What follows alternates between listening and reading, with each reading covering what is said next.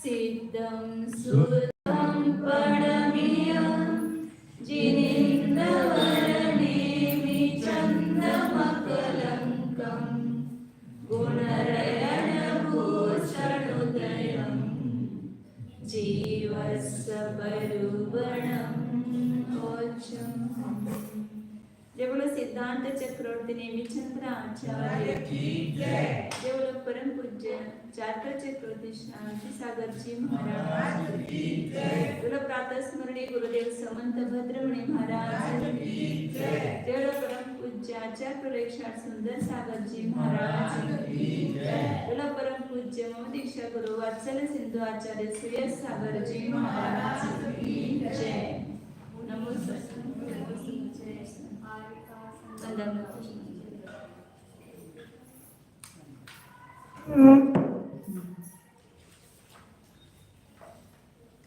रेषा मार्गना चालू होते आपली। रेषा मार्गणेमध्ये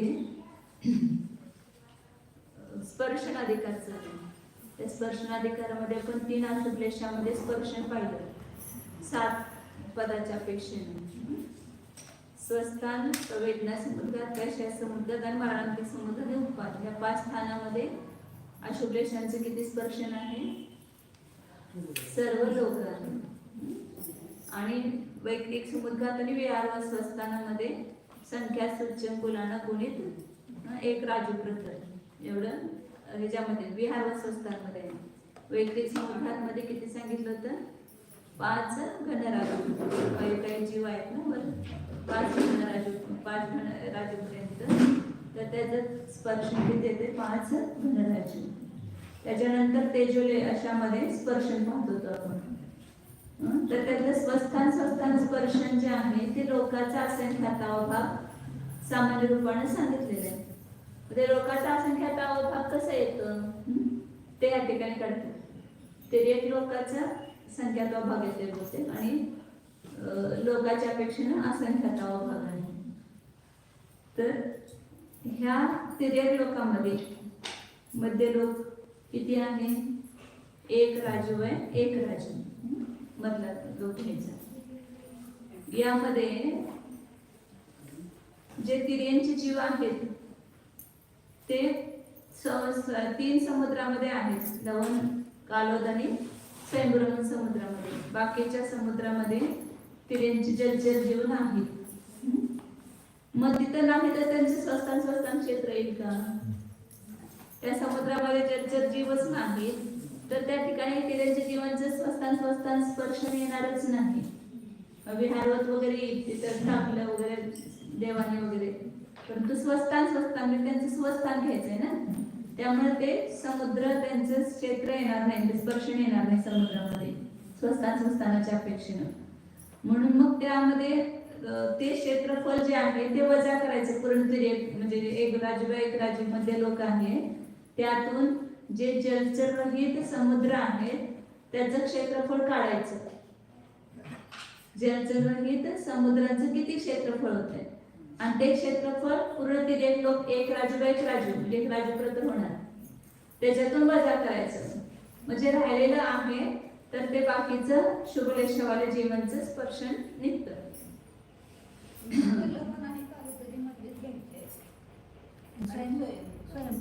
हा तर त्याच्यापेक्षा हे बाकीचे जे समुद्र आहेत तिथली जलचर नाही ती संख्या त्याचं क्षेत्रफळ काढायचं ती संख्या जास्त असं काही नाही कमी आहे ना।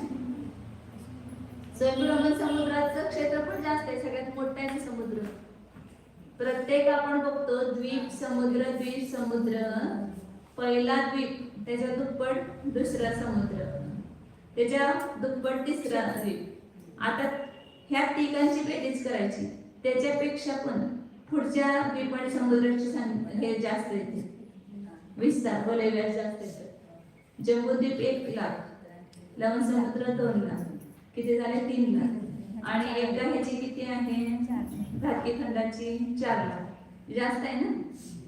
तसं स्वयंभूरमण समुद्र जो आहे पूर्ण सगळ्या असंख्यात समुद्रांची बेरीज करायची त्याच्यापेक्षा एका स्वयंभ्रमण समुद्राचं वलय व्यास जास्त आहे.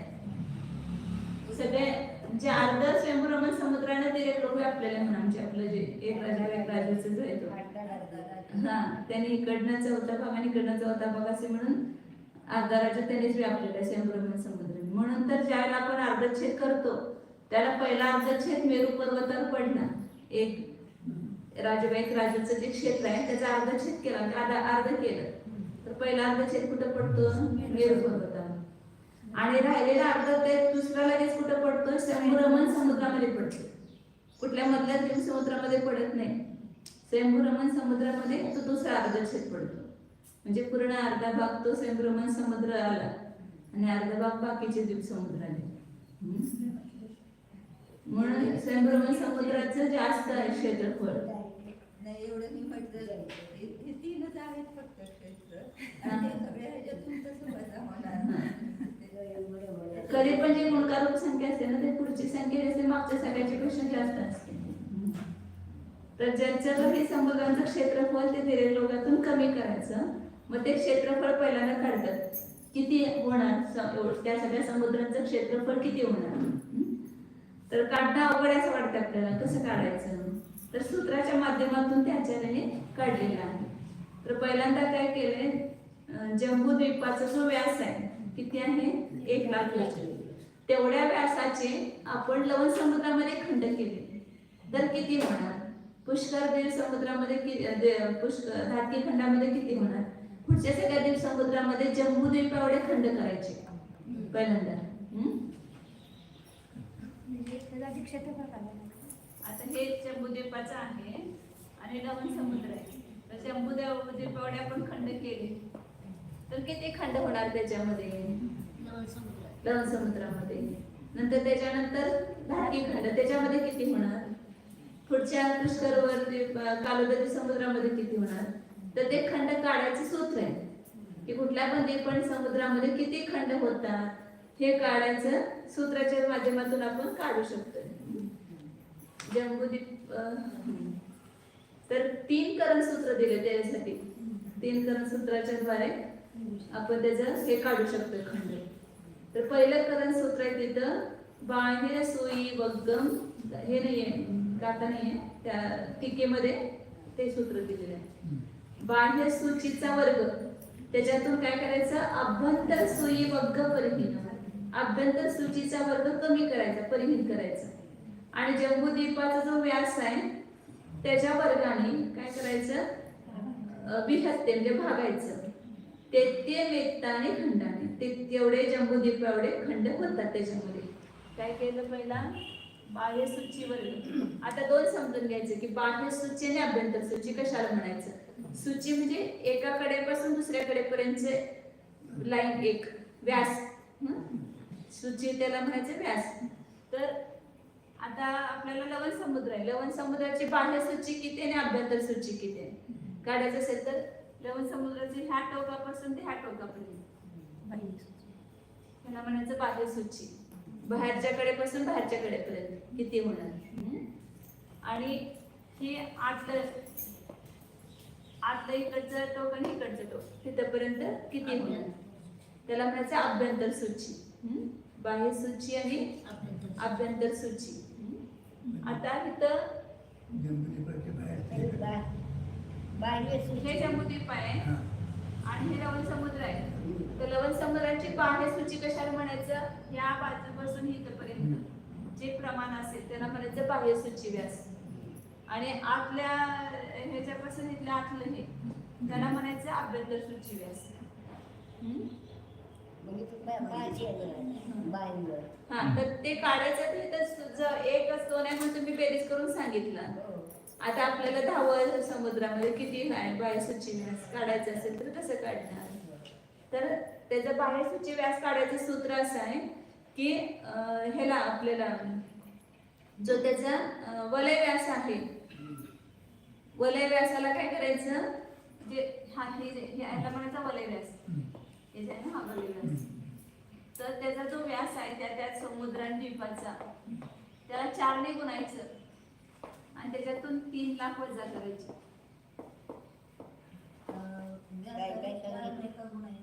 व्यास गुणिले 4 वजा 3 लाख. 3 लाख कमी करायचं त्याचं सूत्र आहे, म्हणजे बाह्य सूची निघते. बाह्य सूची वजा 3 लाख. हं. आता लवण समुद्राचा व्यास किती आहे? 2 लाख. त्याला 4 ने गुणलं तर किती येणार? 8 लाख. आणि त्याच्यातून 3 लाख वजा केले, किती आले? 5 लाख. ल म्हणजे लाख आपण समजूया थोडक्यात. म्हणून इथून ते इथपर्यंत किती आहे? 5 लाख आहे. आणि अभ्यंतर सूची काढायचं सोपं आहे. 8 द्वीप समुद्रांचे सगळे मिळून जेवढे असेल ना, म्हणजे त्याच्या 8 द्वीप समुद्रांची जी बाह्य सूची आहे ती पुढच्या द्वीप समुद्रांची काय आहे? अभ्यंतर सूची आहे. म्हणजे हे जर जम्बूद्वीपाचं जे प्रमाण आहे ते लवण समुद्राची काय झाली? अभ्यंतर सूची झाली. आता पुढं धातकी खंड आहे, त्याची बाह्य सूची किती होणार? तर धातकी खंडाचा व्यास किती आहे? 4 लाख. मग 4 लाख गुणिले 4 किती होणार?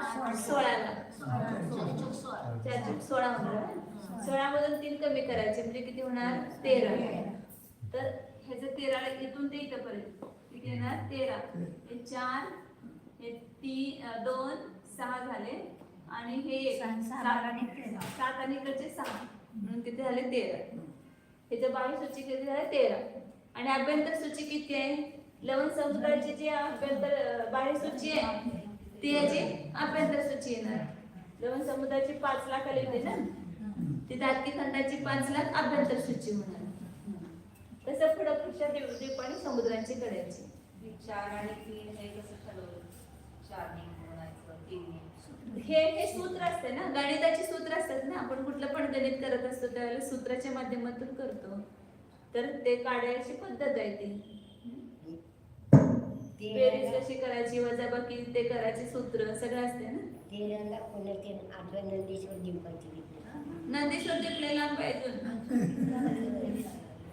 एक धातकी खंडाची आली, धातकी खंडाची बाह्य सूची 13 लाख आहे आणि अभ्यंतर सूची 5 लाख आहे. तर काय आहे इथं सूत्र? आपल्याला काय काढायचंय? जम्बूद्वीपा एवढे लवण समुद्रामध्ये किती खंड होणार, धातकी खंडामध्ये किती होणार, कालोदर समुद्रामध्ये किती होणार, प्रत्येक द्वीप समुद्रामध्ये जम्बूद्वीप एवढे खंड किती होणार, तर ते काढायसाठी इथं सूत्र सांगितलं.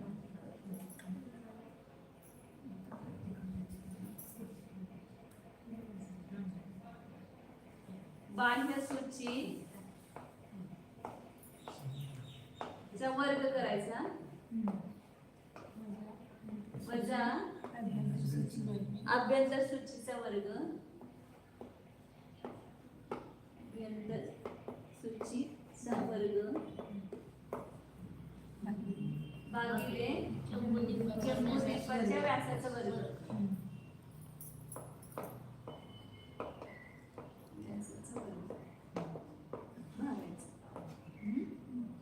हे पुस्तक खालचं. तर लवण समुद्राचे आपण खंड काढू किती होतात लवण समुद्रामध्ये. तर लवण समुद्राची बाह्य सूची किती बघितली त्या फळाचा 5 लाख, त्याचा वर्ग करायचा वजा अभ्यंतर सूची किती आहे 1 लाख, त्याचा वर्ग भागिले जम्बूद्वीपाचा व्यास किती आहे 1 लाख, त्याचा वर्ग.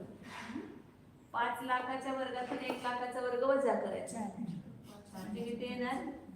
5 लाखाचा वर्ग किती? 25 लाख लाख.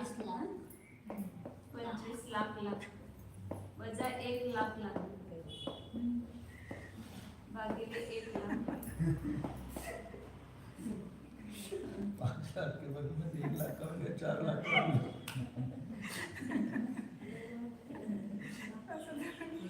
25 लाख लाख में से 1 लाख लग जाए कितना है? 24 लाख.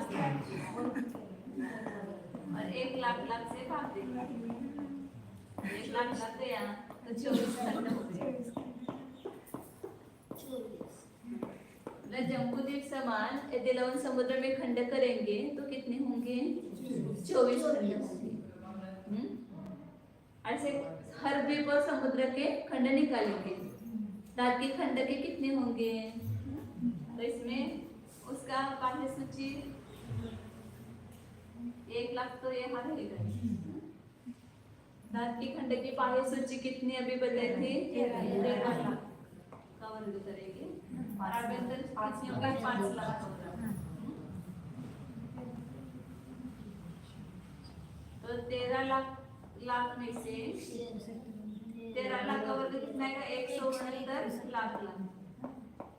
13 गुणिले 13 केले की किती येणार? 169 वजा 25 लाख।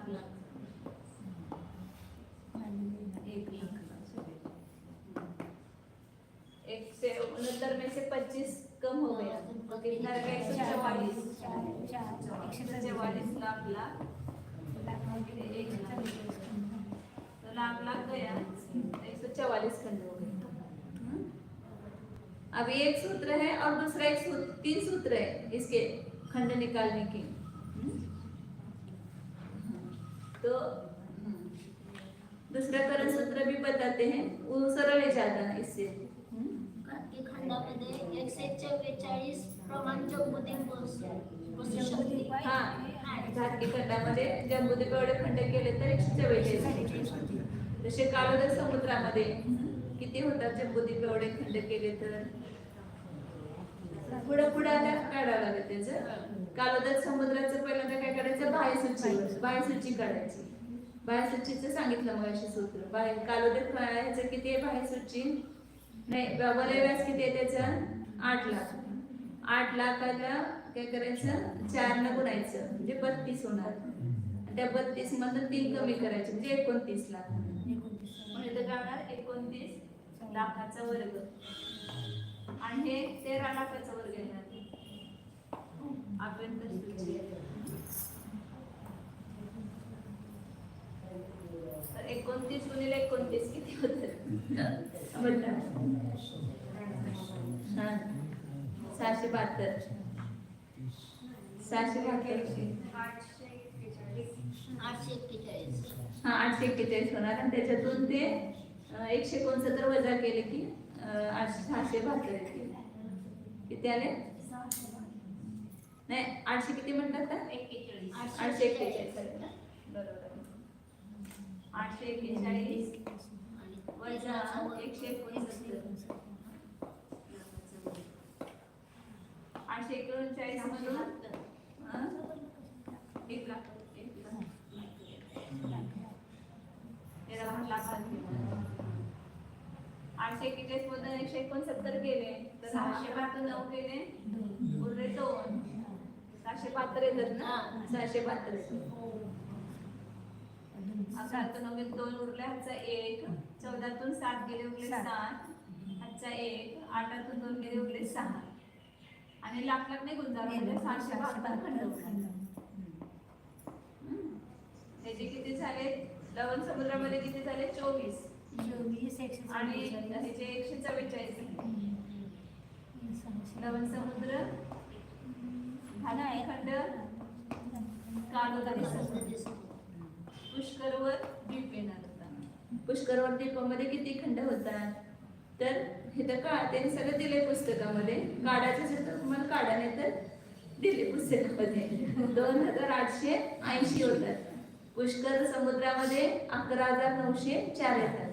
त्या सूत्राने काढले की येणार बरोबर। वारणे द्वीपामध्ये 48384. नंतर घेऊया परत। व्यासासाठी पण सूत्र आहे का? म्हणजे किंवा समुद्र आहे तर त्याचा व्यास किती? तर ते काढायसाठी मग हे करावं लागेल ना, व्यास काढायसाठी ते 2-2चा गुणाकार करावा लागेल ना। जम्बूद्वीपाच्या दुप्पट आहे त्याचं, ते दुप्पट तेवढा घात करावा लागेल। 2चा तेवढा घात, तेवढा दुप्पट करणार ना ते काढायसाठी। पुढचं एक सूत्र, तर 3 सूत्र घेऊया नुसतं आपण। हे पहिलं सूत्र सांगितलं, दुसरं सूत्र आहे कुठलं सोपं असेल ते घेऊन काढलं तर चालते। ऋण सला पार सलाग गुणिते दु वलय खंडानी बाहेर सोयी सलागा तदी तदंता खिला खंडा। एकदम सोपं आहे. ऋण सला, एक कमी शलाका. शलाका म्हणजे त्या ह्याचा जेवढा व्यास असेल त्याला शलाका म्हणायचं. त्या द्वीप किंवा समुद्राचा जेवढा व्यास आहे ना त्याला शलाका म्हणायचं. त्या शलाकेमधून एक कमी करायचं आणि त्याला 12 शलाकेनं गुणायचं. तर वलयखंड येतात. शलाका -1 वजा 1 करायचं गुणिले 12 गुणिले 12 गुणिले शलाका. शलाका गुणिले तर आता लवण समुद्राचा व्यास किती आहे? 2 आहे. मग शलाका काय येणार? 2. 2 वजा 1 गुणिले 12 गुणिले 2. हे 1 2 मधून 1 गेले 1 24 खंड आले ना. हे जम्बूद्वीप प्रमाण खंड झाले.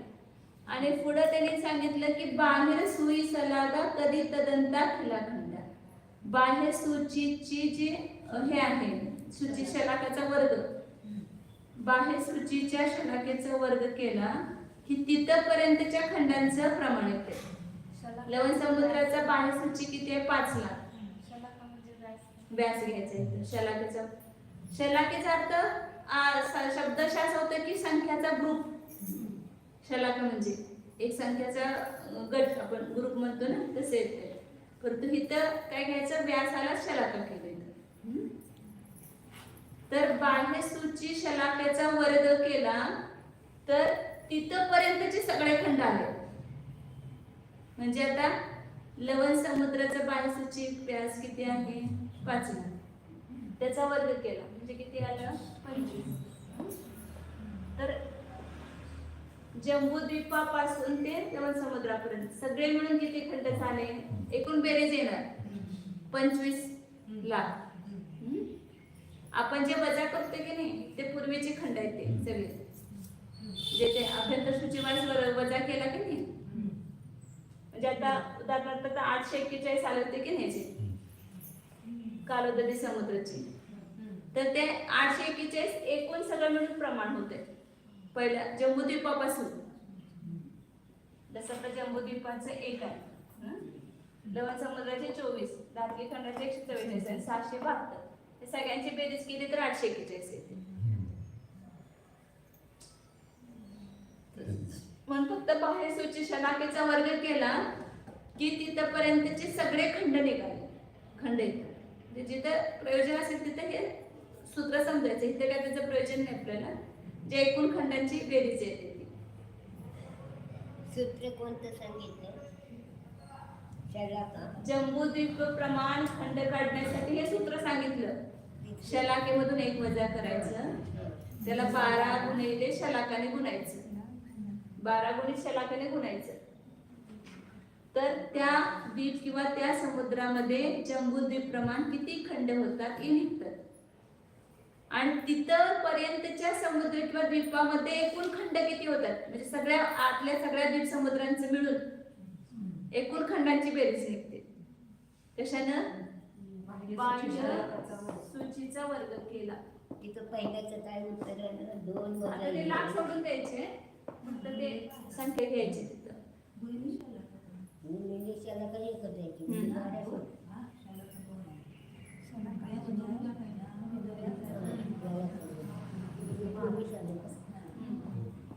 5 चा वर्ग म्हणजे किती झाला? 25. तर जम्बूद्वीपामध्ये 1 आणि लवण समुद्रामध्ये 24, असं एकूण किती झाले? 25 झाले. दादगी खंडाचा व्यास किती आहे? बाह्य सूची व्यास 13. 13चा वर्ग किती? 169. तर तिथपर्यंत किती झाले? 169. आणि आपल्याला एकूण खंड करायचं तेच तर आहे ना. बाह्य सूची मधनं हे अभ्यंतर सूची वजा केली म्हणजे आपल्या सगळ्या द्वीप समुद्रांची वजा केली म्हणजे मग तिथल्या फक्त द्वीप आणि समुद्राचं निघते. पहिले सूत्र बतायचं ना, बाह्य सूची वर्ग में से अभ्यंतर सूची वर्ग माइनस करो. तो अभ्यंतर सूची माइनस की मतलब बाकी के सब द्वीप समुद्रों का प्रमाण है वो खंडों का माइनस किया. आणि बाह्य सूचीचा वर्ग केला की तिथपर्यंतचे एकूण सगळे खंड आहेत. तिसरं पण सूत्र सांगू का? तर समजून की आपल्याला ज्ञान करायला काय बिघडते, लक्षात राहू दे न राहू दे. फक्त म्हणजे हे आहे त्याचं पद्धती. हा किती उपयोग लावलाय आपला. बाहेर सोयी वलय वासुना चौगुणिठा वास हदा एक लख वग्ग भजिता जंबू सम वलय खंडानी. बाह्य सूचीच्या वलय व्यासातून बाह्य सूचीमधून वलयाचा व्यास कमी करायचा आणि त्याला 4 पट व्यासानं गुणलं आणि 1 लाखाच्या वर्गाने भागलं तर काय निघतात? जंबूद्वीप समान खंड निघतात. सूत्र लिहिलं म्हणजे अवघड लक्षात येतं. बाह्य सूची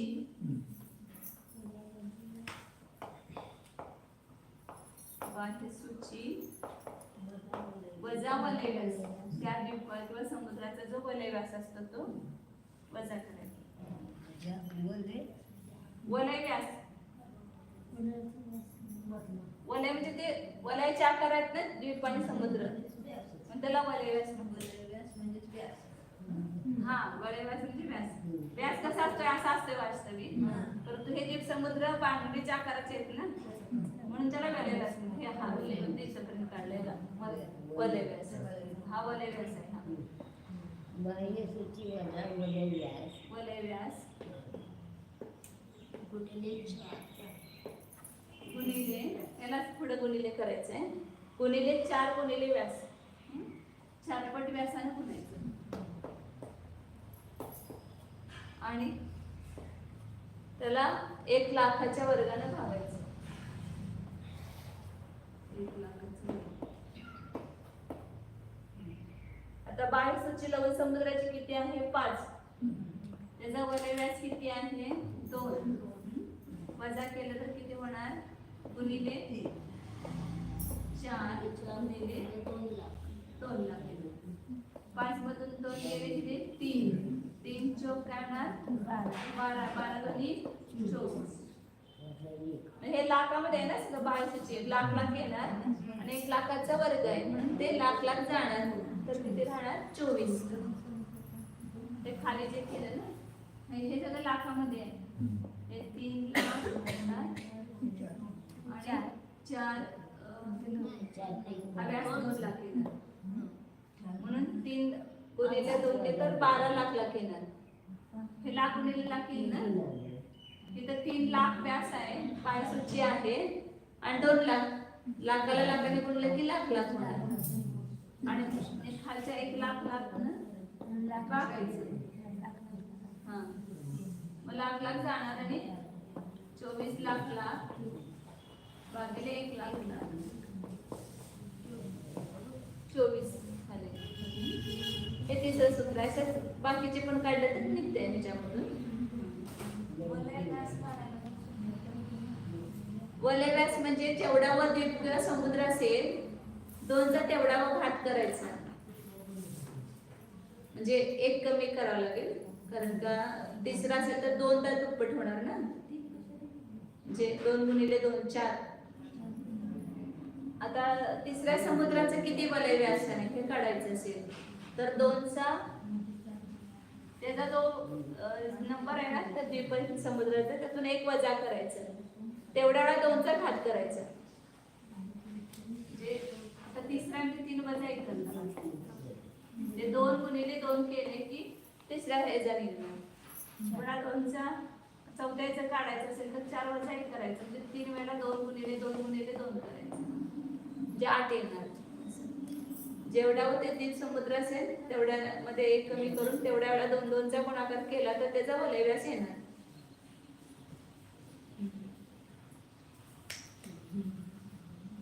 आता नंदीश्वर द्वीपाचं काढायचं आहे तर नंदीश्वर द्वीप कितवं येणार? 8वं, परंतु ते एकूण द्वीप समुद्र मिळून घेणार ना आपण.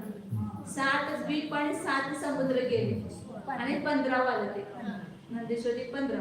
ते 14 वेळा 2 2चा गुणाकार केला की नंदीश्वर द्वीपाचं काय ना व्यास येणार 14वा घात. हा 2चा 14वा घात. तो 2 गुणिले 2 गुणिले 2 गुणिले असं किती वेळा करायचं?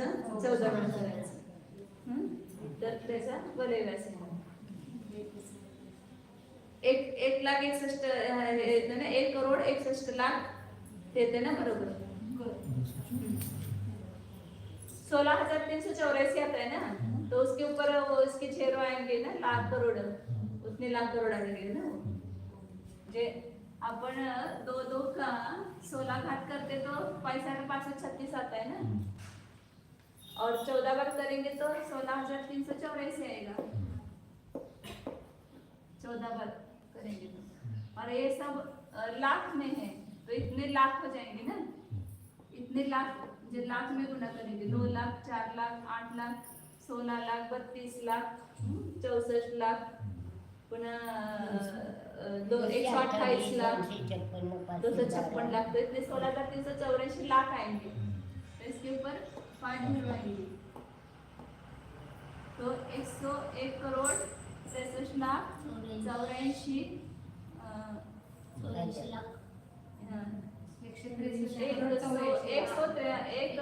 163 कोटी इतना ज्ञानेश्वरदीप का व्यास आहे. थोडं व्यास मोठा होत जाणार ना ते, आणि त्याचा पुन्हा बाहेर सूची व्यास तर किती मोठा आहे तिथपर्यंत 15,000. तर आता हे झालं आपलं. आता काय काढलं आपण, जम्बू द्वीपा एवढे किती खंड होतात प्रत्येक द्वीप आणि समुद्रामध्ये. तर कालोदरी द्वीपामध्ये एवढे होतात, आणि आता इथे सांगितलं तर आपण तसंच घेऊ. पुष्करवर द्वीपामध्ये आता सांगितलं तर 2,000 नाही 8,000 2,880 पुष्कर समुद्रामध्ये तिथे 11,400 नाही 904 पुष्कर समुद्र. आता पुढचे द्वीप समुद्रांची नाव एकच आहे, वारुणी द्वीप. वारुणी द्वीपामध्ये 48,384 वारुणीवर द्वीप समुद्रामध्ये 1,95,072 एवढे जम्बूद्वीप एवढे खंड होतात. त्या सूत्रानं काढलं की हे निघते बरोबर प्रमाण. आता पुढचं राहू देत, आपल्याला काय प्रयोजन नाही तेवढं. अजून एक काढूया काय, वारुणी समुद्र झालं ना. शिरवर द्वीप 7 लाख शिरवर द्वीप 1 2 3 4 5 येते ना. शिरवर द्वीपामध्ये 7,83,307 एवढे जम्बूद्वीप एवढे खंड होतात. आणि वारुणी झालं क्षीर समुद्र, आणि शिरवर द्वीप झाला शिरवर समुद्र. शिरवर समुद्रामध्ये किती येतात तर 31,39,584 एवढे खंड होतात. हे किती झाले खंड प्रत्येक द्वीप समुद्रामध्ये. जम्बूद्वीप एवढे खंड केले तर एवढे होतात.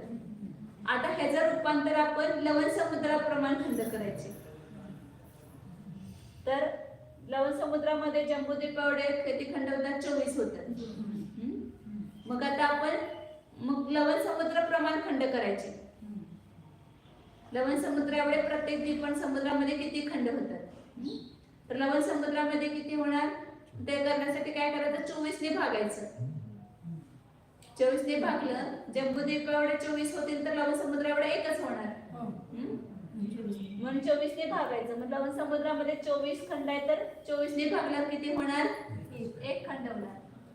हे जम्बूद्वीप एवढे खंड, हे लवण समुद्र एवढे खंड. लवण समुद्रामध्ये 1 येणार. दाटकी खंडामध्ये किती येणार, 24 ने भागलं याला तर किती खंड येणार, 24 6 खंड येणार. 24 अख्ख 144. पुन्हा 672 ला आपण 24 ने भागलं तर किती येणार, 24 दोन्ही 28 येणार. 28 येणार. पुष्करवर याच्यामध्ये किती येणार, त्यात आपल्याला प्रयोजनात येते त्याने फक्त समुद्राचं घेतलंय. समुद्रामध्ये करायचे फक्त, द्वीपामधलं कारण काढायचं नाही आपल्याला, समुद्राचं क्षेत्रफळ काढायचंय. त्यामुळे द्वीप सोडून द्या. समुद्रामध्ये फक्त करा.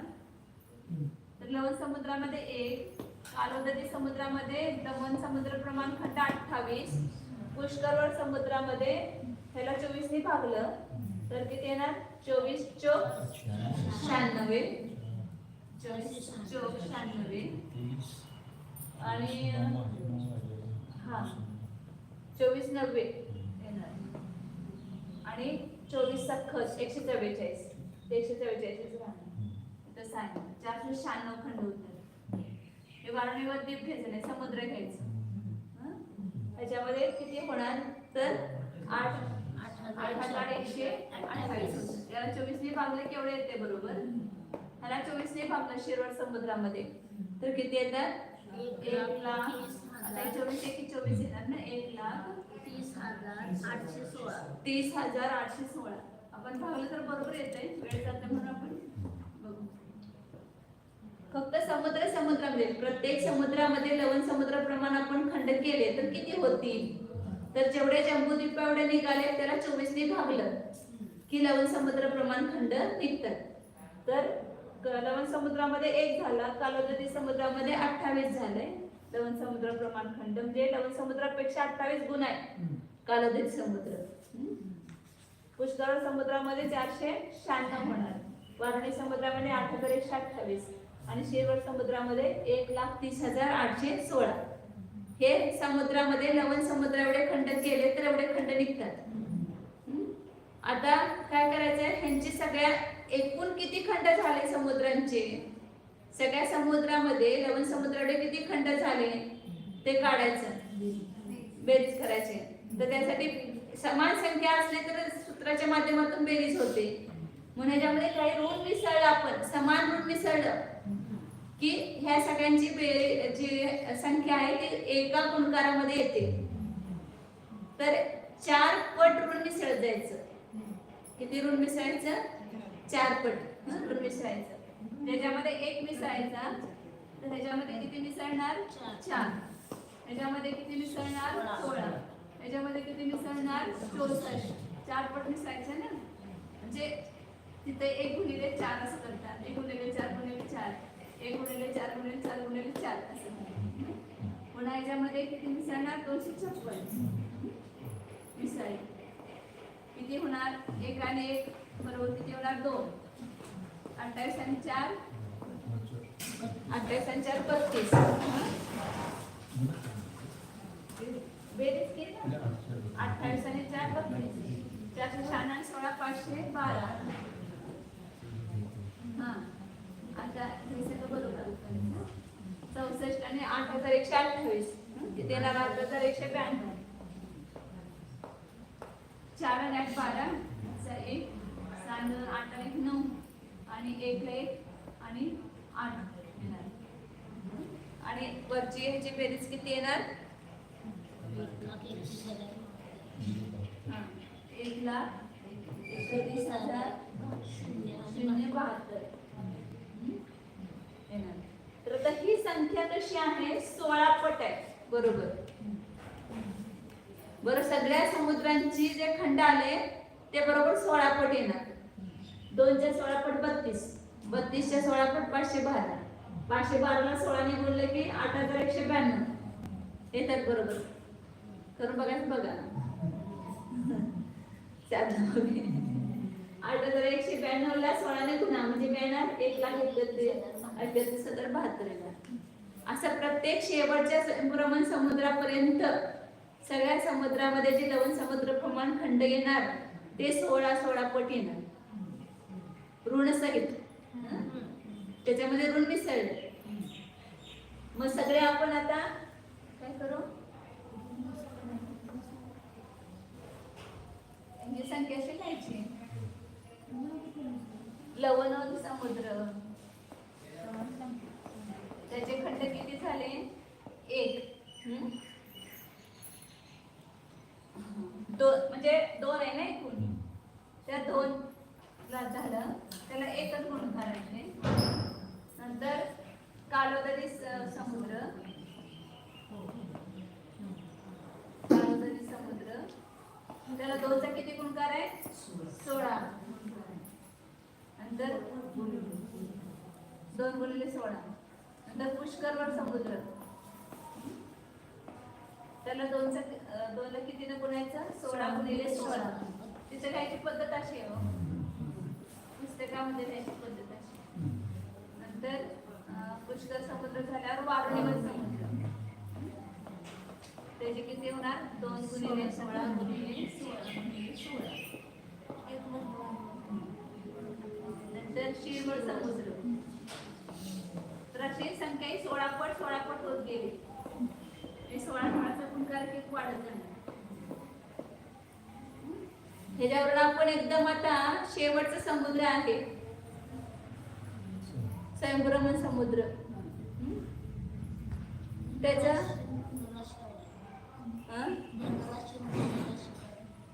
त्याची ही धनराशी झाली.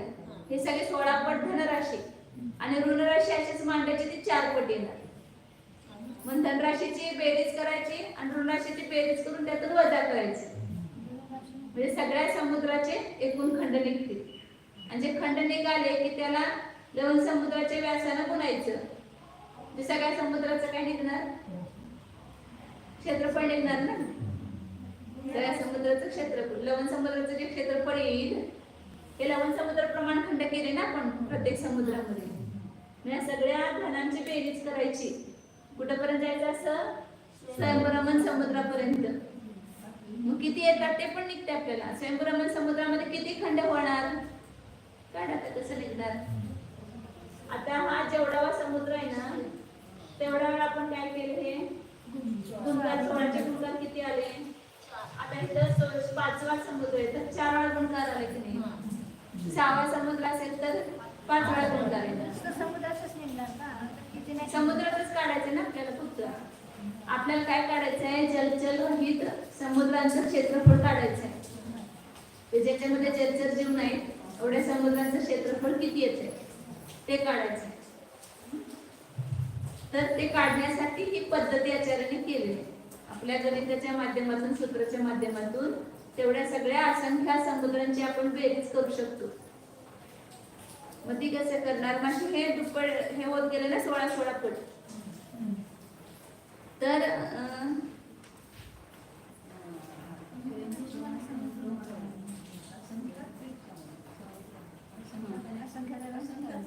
तर आता आपल्याला गच्छ काढावं लागेल ना. किती वेळेला हे आपण समुद्र किती आहेत एकूण? त्या सगळ्या समुद्रांची एक करायचे ना. असंख्यात सामान्य म्हटलं, परंतु त्याची संख्या किती आहे? समुद्रांची द्वीप समुद्रांची संख्या आहे ना. एका राजूचे जेवढे अर्धछेद होतात त्याच्यातून 1 लाखाचे अर्धछेद, 1 योजनाचे अर्धछेद, 1 अंगुलाचे अर्धछेद कमी करायचे. तेवढे द्वीप समुद्रांची संख्या. कारण का? 1 राजू मध्ये हे द्वीप समुद्र आहे. आणि तुम्हाला मगाशी सांगितले की पहिला अर्धछेद केला 1 राजू मध्ये कुठं पडतो? मेरू पर्वतावर पडतो. दुसरा त्याच्यामध्ये अर्धछेद केला की कुठं पडतो? तो स्वयंभ्रमण समुद्रामध्ये हा दुसरा अर्धछेद पडतो. म्हणजे समुद्राच्या मध्यावरच पडतो. हा बरोबर. स्वयंभ्रमण समुद्राच्या मध्यावर नाही पडत. स्वयंभ्रमण समुद्राच्या ह्याच्यापासून 1 लाख योजन हा आधे 1 लाख आहे 50,000 असं मला लक्षात नाही तर थोडं 1,50,000 ते जवळच पडते. 1.5 लाख असं काहीतरी आहे. तिथंच दुसरा अर्धछेद पडतो. नंतर त्याच्या पुन्हा तिसरा अर्धछेद केला समजा त्याच्यामध्ये तर त्याच्या मागच्या द्वीपामध्ये पडणार, स्वयंभ्रमण द्वीपामध्ये पडणार. तर ते सगळे दुप्पट आहेत ना ते समुद्र. पुन्हा त्याच्या अर्ध केले सगळं त्रिलोकसरमध्ये काढलेले आहेत ना. सगळ्याची आकृत्या पण काढलेल्या आहेत तिथं. तर त्याच्या चौथा अर्धछेद केला तर त्याच्या मागच्या बरोबर समुद्रामध्ये पडणार. पुन्हा त्याचा 5वा अर्धछेद केला. अर्ध करत जाणार ना आपण प्रत्येकामध्ये. ह्यामध्ये अर्धा केला इथं झाला, ह्यामध्ये अर्धा केला इथं झाला. पुन्हा ह्या 2 मध्ये अर्धा करणार त्याच्यामध्ये पडणार, त्याच्यामध्ये 2 मध्ये अर्धा करणार त्याच्यात तिसरा. असे ते अर्धछेद पडत जाणार. तर किती अर्धछेद पडतात तिथपर्यंत सांगितलं की लवण समुद्रामध्ये आता पुन्हा अर्धा प्रत्येक द्वीप समुद्रामध्ये पडणारच अर्धछेद. ते बरोबर दुप्पट आहे ना त्यामुळे बरोबर पडणार. आणि शेवटी असा अर्धा करत आलो शेवटचा अर्धछेद करत असताना लवण समुद्रामध्ये 2 अर्धछेद पडतात. आता हा विषय थोडा वेगळा आहे, परंतु एकूण द्वीपसमुद्रांची संख्या काढायसाठी ते आपल्याला माहित असणार. हे जम्बूद्वीप आहे, हा लवण समुद्र आहे. हं? तर एक इथं 50,000 योजन इकडे पडला.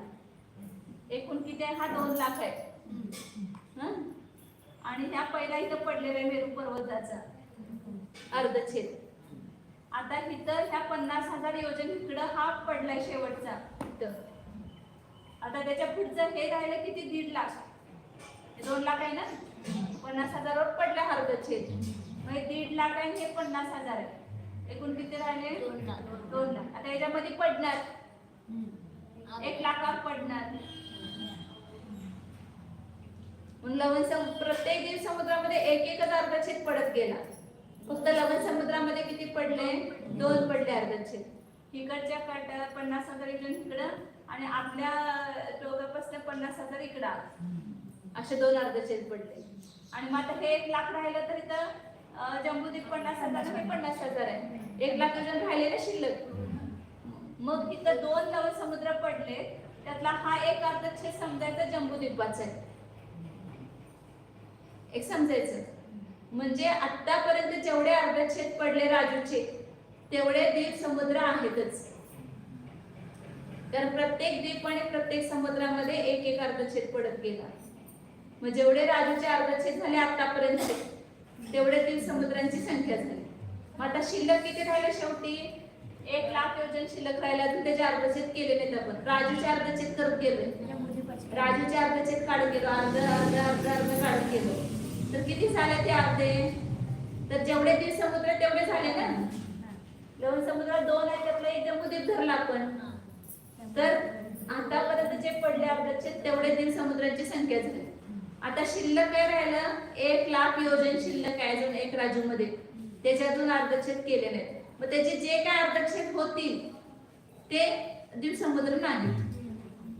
म्हणून एक राजूच्या अर्धछेदामधून काय करायचं? आता 1 लाखाचा एक राजूच्या अर्धछेदामधून, एक राजूचा अर्धछेद, त्यातून काय काय कमी करायचं? आता शिल्लक काय राहिलंय? 1 लाख योजन. मग 1 लाख योजनचा अर्धा अर्ध करत जावा. 50,000, 25,000, 12,500, 6,500 असं अर्धा अर्ध करत गेलो. कुठपर्यंत येणार? 1 योजनापर्यंत येणार. 1 योजना. आता ते बरोबर होत नाही, थोडस अधिक हे होते, तर ते धरायचं तिथं.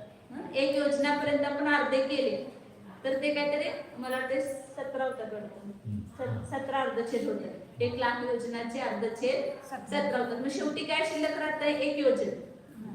आता 1 योजनाचे पण अर्धछेद करायचे आहेत. कारण राजूच्या अर्धछेदामध्ये ते येणार ना, एका प्रदेशापर्यंत राजूचे अर्धछेद येणार. मग 1 लाख योजनाची संख्या 17 झाली समजूया आपण अर्धछेद. आता 1 योजनाचे अर्धछेद करायसाठी काय करायचं? त्याला अंगुलामध्ये रूपांतर करायचं योजनाला. तर एका योजनामध्ये 7,68,000 अंगुल होतं. मग ते 7,68,000चे अर्धछेद काढायचे, तर ते होतात 19.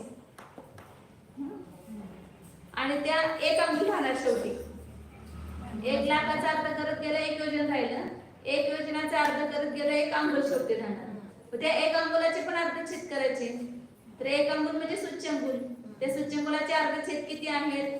पल्ल्याचे अर्धछेद गुणिले पल्ल्याचे अर्धछेद बरोबर सूच्यंगुलाचे अर्धछेद. हा फॉर्म्युला आहे तिथं. कारण का तो फॉर्म्युला पण कसाला सगळ्याला सायंटिफिक गणित आहे. म्हणजे तेवढे काय आले सूच्यंगुलाचे अर्धछेद? तर पल्ल्याच्या अर्धछेद प्रमाण विरलन राशी करून प्रत्येकावर पल्ले दिल्यानंतर परस्पर गुणाकार केल्यावर सूच्यंगुल येतो. आणि म्हणून कुठल्या पण उत्पन्न राशीचे अर्धछेद काढायचं असेल तर विरलन राशी गुणिले देय राशीचे अर्धछेद. विरलन राशी गुणिले देय राशीचे अर्धछेद बरोबर उत्पन्न राशीचे अर्धछेद असा फॉर्म्युला येतो. मग तिथं पल्ल्याच्या अर्धछेदाला पल्ल्याच्या अर्धछेदाने गुणायचं, तेवढे सूच्यंगुलाचे अर्धछेद आहेत. म्हणजे हे पूर्ण एक राजूचे अर्धछेद झाले. आतापर्यंत द्वीप समुद्रांची संख्या आणि हे 17, हे 19 आणि 1 अंगुलाचे अर्धछेद 6 ह्या संख्या आहेत. 1 अंगुलाचे अर्धछेद आणि एक मेरू पर्वतावर पडलेला अर्धछेद पहिला पडलेला तो पण मिसायला पाहिजे ना, त्याच्यामध्ये एक जोडला. त्या सगळ्यांची बेरीज करायची आणि ते राजूच्या अर्धछेदातून वजा करायचे एका राजूच्या अर्धछेदातून. तर काय येणार? द्वीपसमुद्रांची संख्या येणार. एका राजूच्या अर्धछेदातून ह्या संख्या वजा केले की द्वीपसमुद्रांची संख्या येते.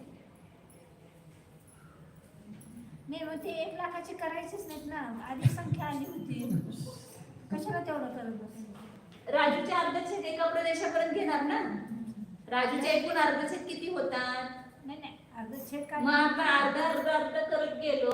1 लाख योजना आल्या तर त्याचं पण अर्ध करायला पाहिजे. 50,000 येणार त्याच्या पण अर्ध करायला पाहिजे. असं अर्ध करत गेलो एक योजनापर्यंत आलो. मग एक योजनाच्या परत अर्ध करत गेलो एक अंगुल आला.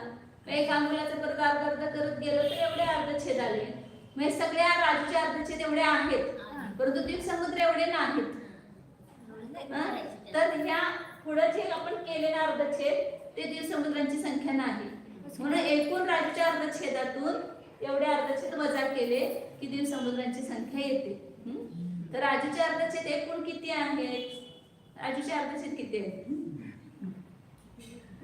तर जगश्रेणीचे जे अर्धछेद काढले ना त्याच्यातून 3 कमी करायचे म्हणजे राजूचे अर्धछेद येतात. कारण का 7 राजू प्रमाण 1 जगश्रेणी असते.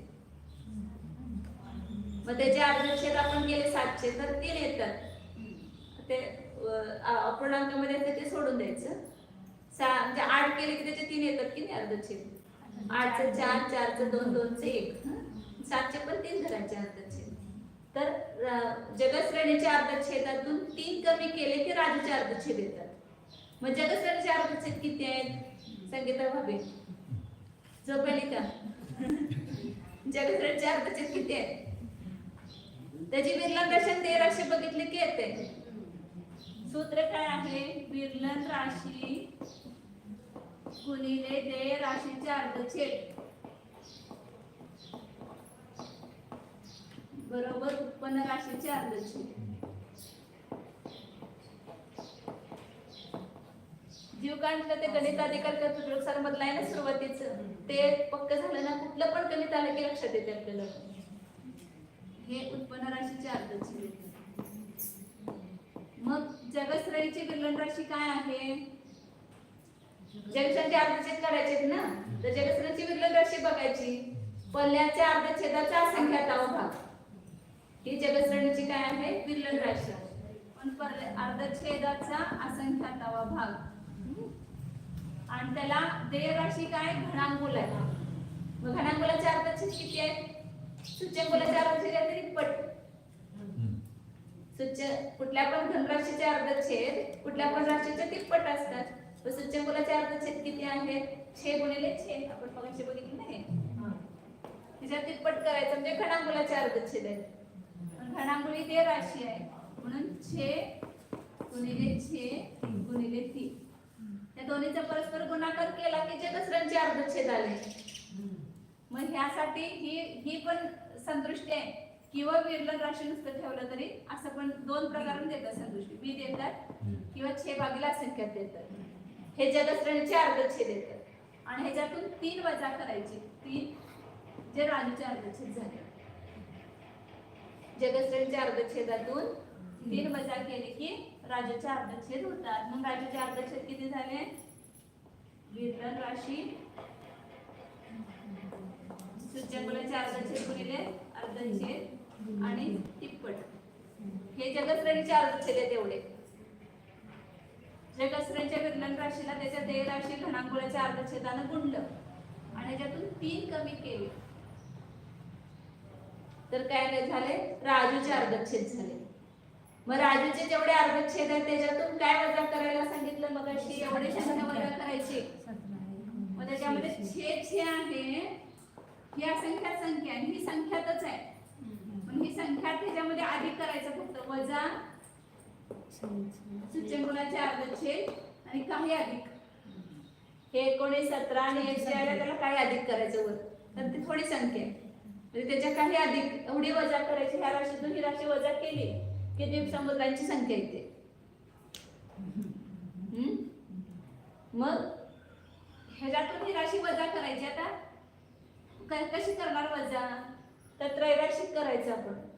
ह्या राशीतून आता हे दोन आहेत ना, ही गुण्य राशी आणि गुणकार राशी. बी ही गुण्य राशी आणि ही गुणकार राशी आहे. मग आता समजा असं आहे 15 गुणिले 3 आहे, किंवा कुठलं पण उदाहरण घे चालते. गुण्य राशी आणि गुणकार राशी तो राशी पण 10 गुणिले 15 आहे, तर 10 गुण्य राशी झाली, 15 गुणकार राशी झाली. 4 राशीने गुणला पण ते गुणकार राशी झाली. तर जसं 10 गुणिले असं आहे समजा 10 गुणिले 15 वजा 5 अशी संख्या आहे. तर 15 कमी करणार असतो इथं, तर ह्या गुण्यामधून 1 कमी झाला असता. तर त्याचं असं हे आहे, काय म्हणायचं? सूत्र. प्रमाण राशी 15 कमी झाले तर गुणकार राशीमधून 1 कमी होतो, गुण्य राशीतून 1 कमी होणार. मी जर समजा 15 असते तर 10 मधून 1 कमी झाला असता. आता इथं 15 नाही, किती आहे? 5 आहे. तर एक 4 राशी, तर 5 कमी करायचं असेल तर गुण्यामधून किती कमी होणार? असं त्रैराशिक केलं तर 5 भागिले 15 1 गुणिले 5 भागिले 15 बरोबर किती येणार? 1/3. म्हणजे किती कमी होणार? 1 न कमी होता किती कमी होणार? 1/3 कमी होणार. 10 मधून 1/3 कमी करायचं. मग आपण समजा बोर्डे कमी पडते इथे छोटे असं मोठे घेऊन तरी मला उभारून घेता येते.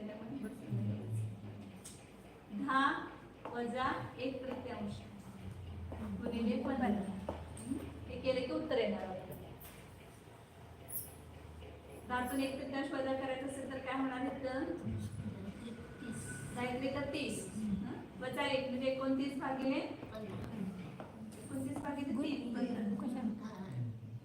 गुणिले 15 तर 3 15 29 पंचे 145 म्हणजे पण तसंच येतं ना. 10 गुणिले 15 म्हणजे 150 वजा 5 म्हणजे 145 आहे. आता हे छोटं गणित असल्यामुळे आपण तसं करतो. आता हे असंख्याकाचं गणित आहे म्हणून ह्या पद्धतीने हेच करायचं गणित. इथं त्रैराशी काय करणार? ह्या राशीतून ही राशी वजा करायची.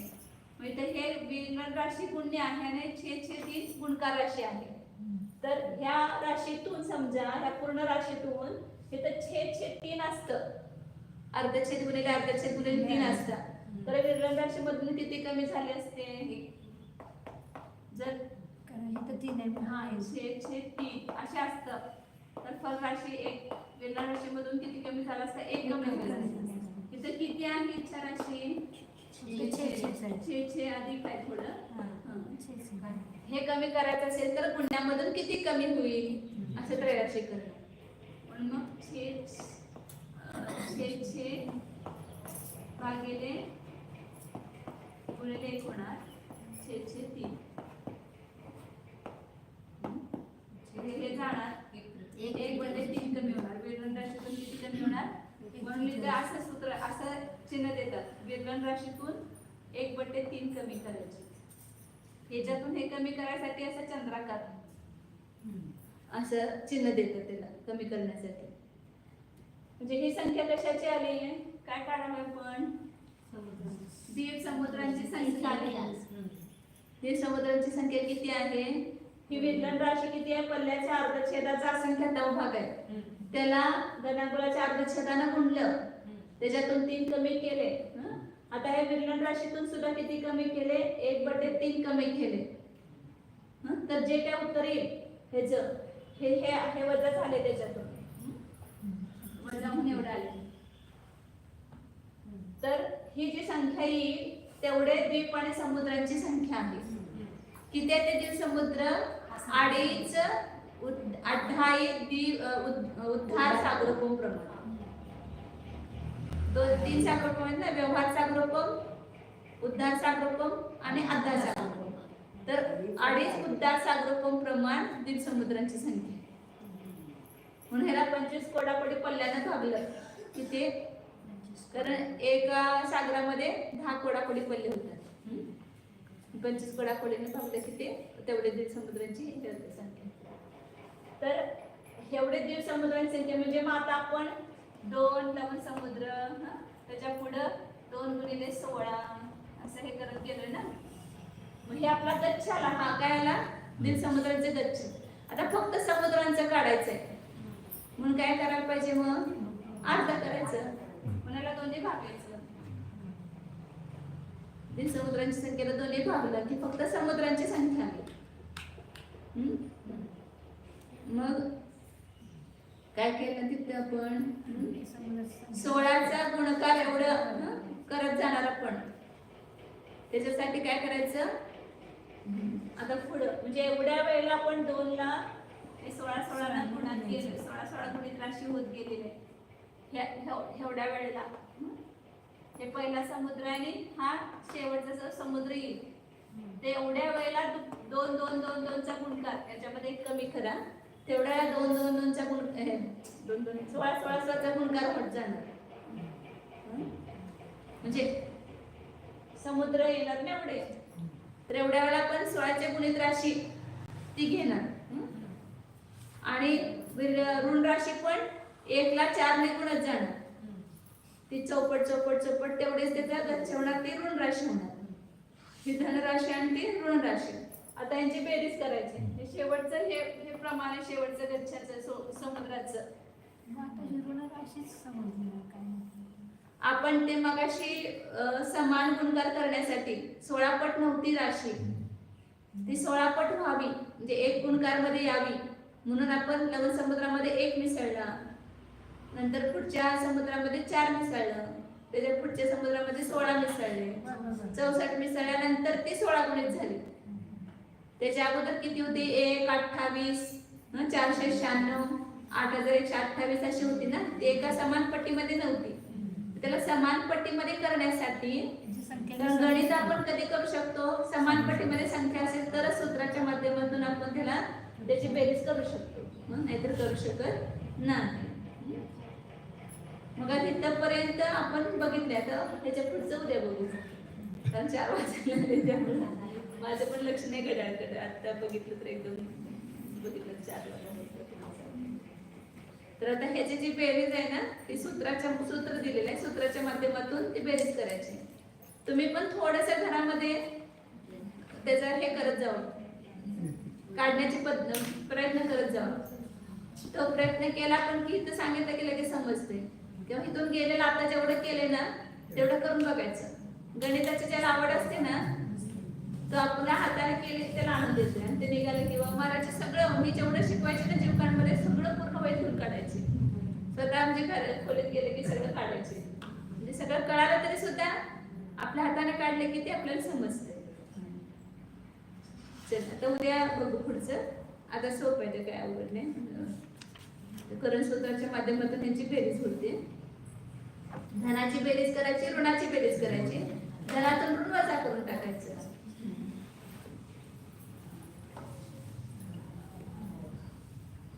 ओ जाना हा मी शुद्ध जीवच आहे, एकटाच आहे, अनादि अनंत चैतन्य स्वरूपच आहे, शुद्ध चिद्रूप टंकोत्कीर्ण ज्ञायक स्वरूप शुद्ध एको